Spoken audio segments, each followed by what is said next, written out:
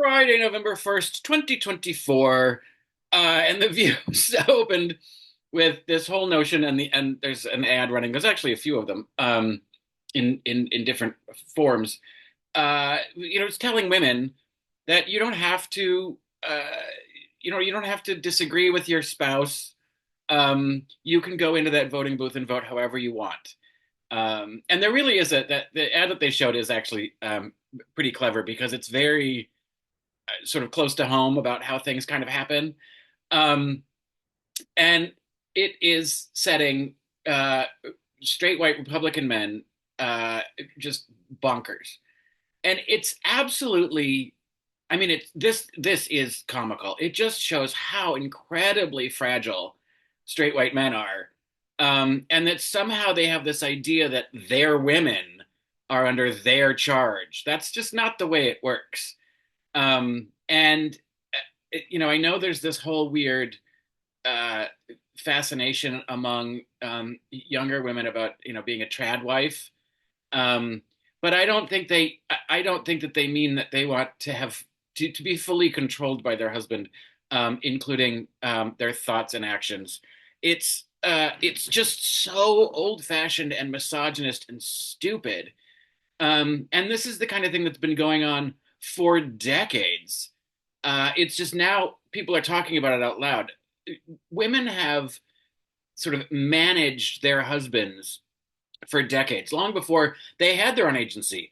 It's only been 50 years that women have been allowed to have their own credit cards or their own bank accounts. So for decades, women just sort of tolerated men because they relied on them for a livelihood.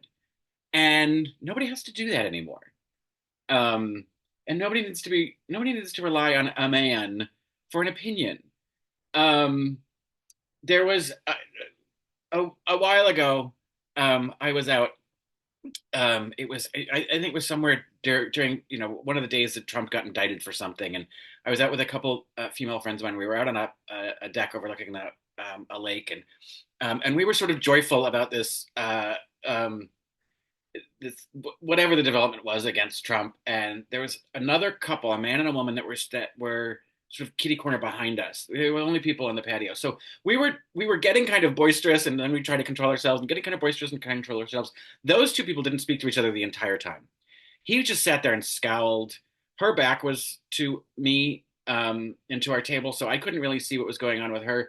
But they got up, and he went charging through the door to go inside, to exit the restaurant, and she grabbed the door behind him, closed it, turned to us, and went, "Lock him up." And then we cheered, and then we're quiet. And then she went through the door, and it was like that to me is sort of the epitome of it's like you're just gonna say whatever you're gonna say. I get to do whatever I want when I want to. And and the way that men have sort of been managed by women, it's so ridiculous that men don't realize that it's been happening, um, and and it's showing in all of their fear about, oh no, we're losing control. There's lots of things they've had control over, um, but for centuries. But if they really think that they've been getting it over on their wives for this whole time, they kind of dumb.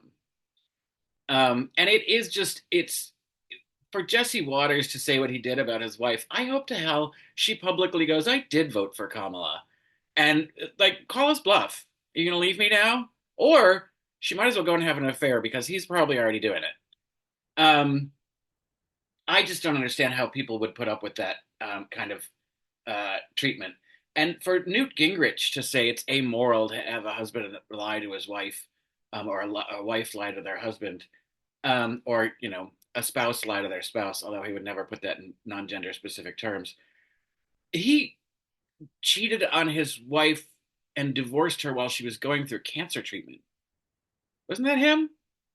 Um, or was that Rush Limbaugh? It's hard to, I think it was Newt Gingrich. Anyway, they're all despicable people, and you know,